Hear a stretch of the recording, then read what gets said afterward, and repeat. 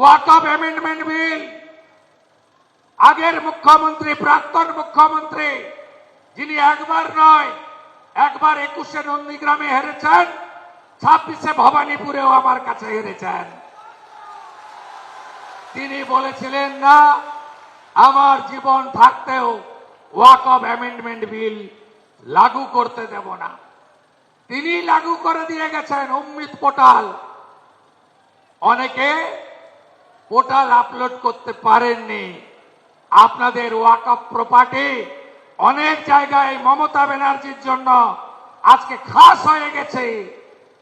আগুন লাগিয়েছিলেন সেদিনও আগুন লাগিয়েছিলেন। জঙ্গিপুরে আপনার প্রচারকরা এসে উস্কে দিয়ে গেছিল।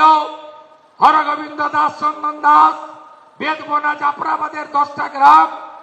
আজকে চারিদিকে অশান্তি, গরিব মানুষের ক্ষতি হয়েছে।